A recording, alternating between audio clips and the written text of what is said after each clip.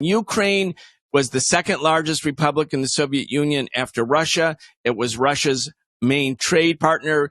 Ukraine was in many ways the breadbasket of the Soviet Union. After the counter-revolution overthrew the governments in the Soviet Union, in Russia, in Ukraine, Ukraine became independent. And for the last, all the time since 1991, all the time, almost 30 years, the U.S. has been pumping in billions of dollars through the so-called National Endowment for Democracy, other non-governmental organizations. And then in 2013, in the fall of 2013, when the Russian government, I think, was preoccupied with the Sochi Olympics, the Winter Olympics, and there was lots of, international protests coming, and they were worried that the Olympics would be disrupted. These protests began in the middle of Kiev, the capital of Ukraine. It was called Maidan, meaning the Maidan Square protests. And they went on for November and December and January. And then in early February, mid-February, really, a deal was struck between the opposition forces to the Yanukovych government, who were pro-European, pro-EU, pro-NATO, and the Yanukovych government, which was a government that wasn't pro-Russian but sought neutrality between East and West and vowed that Ukraine would never become a part of NATO.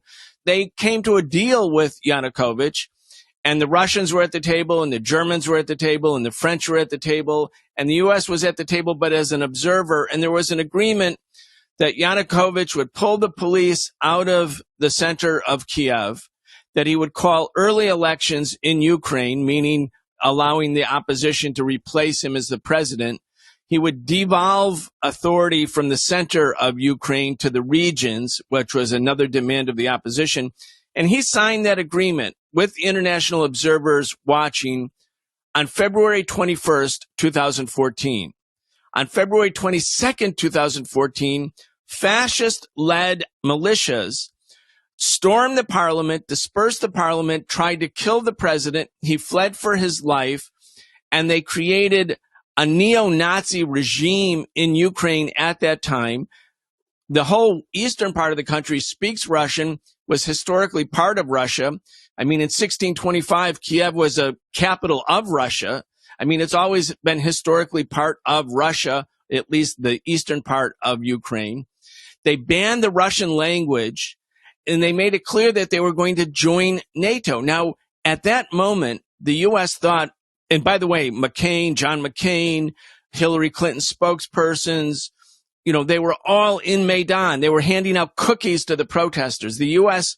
government, both parties, joint operation, all the U.S. media cheering them on, saying this was the greatest day for Ukrainian democracy when the fascists stormed the parliament and dispersed the government. And they thought, okay, we have Russia by the throat. And it was then that Putin said, look, we're going to let the people in Crimea, who are almost all Russian speakers and ethnically Russian, we're going to let them have a referendum about whether under these circumstances they want to reaffix Crimea to Russia. And they had a referendum in June 2014, and 95% of the people voted yes, we prefer to be with Russia.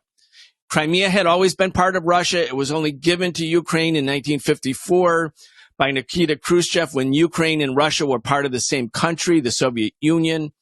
And so when Putin did that, the United States accused Russia of seizing Ukraine because that referendum took place in Crimea where the people voted to associate with Russia rather than Ukraine.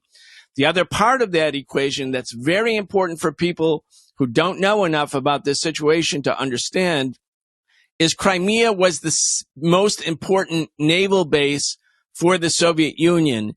And after the Soviet Union collapsed, after the Soviet Federation or Union broke up, there was an agreement between the Ukrainian, now independent Ukrainian government and the Russian government that the Black Sea Fleet, the Russian Black Sea Naval Base, the largest military installation that Russia has, would remain part of Russia, even though Crimea was technically a part of Ukraine.